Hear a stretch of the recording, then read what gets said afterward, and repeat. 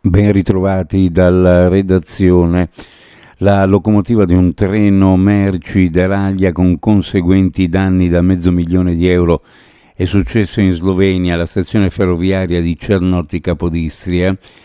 Il convoglio, dopo il deragliamento, si è fermato sui binari, nessuno è rimasto ferito. La presunta causa dell'incidente ferroviario, secondo la polizia di Capodistria, è da ricercarsi nelle caratteristiche tecniche della linea ferroviaria, ma ulteriori dettagli saranno accertati dagli investigatori. I danni sono stimati appunto in circa €500.000. La linea è stata riaperta nelle prime ore del mattino.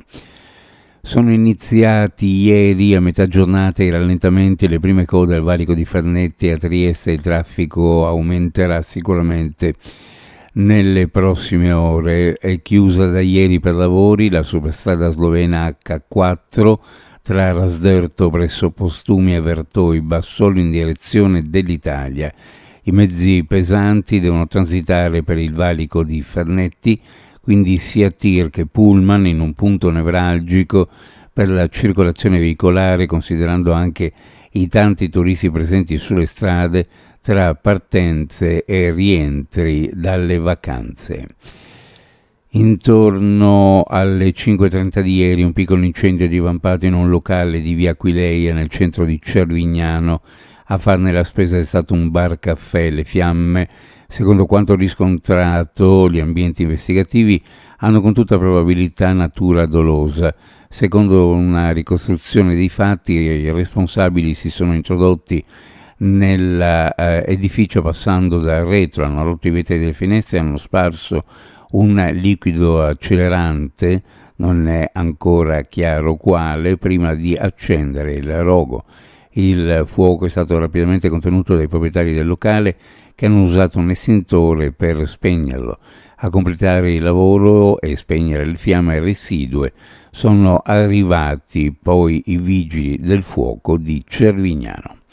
Cambiamo argomento. La regione Friuli Venezia Giulia ha aperto con uno stanziamento iniziale di €250.000 per sostenere i cittadini proprietari di abitazioni private della regione, anche in condominio, che installano sistemi di raccolta e riutilizzo delle acque piovane. I contributi coprono fino al 40% delle spese, con un massimo di €7.500 per domanda. La crisi climatica impone di agire con prontezza e creatività per salvaguardare una risorsa preziosa come l'acqua. Con questo nuovo bando si mette a disposizione delle famiglie uno strumento concreto per affrontare i periodi di siccità e ridurre i costi in bolletta, ha spiegato l'assessore regionale alla difesa dell'ambiente Fabio Scoccimarro. Uno sguardo alle previsioni meteorologiche. Oggi su pianure costa cielo poco nuvoloso, maggiore presenza di sole dalle ore centrali, sulla zona montana variabile, sulle Alpi Carniche, nelle zone al confine con il Cadore non si esclude qualche locale breve rovescio pomeridiano. Venti di brezza, temperature in pianura minime fra 18 e 20 e sulla costa fra 21 e 23, le massime in pianura fra 30 e 33, sulla costa fra 28 e 30 gradi centigradi. Previsioni a cura di ARPA e FVG Meteo. Ed è tutto per il momento con informazione, grazie per averci seguito. A più tardi.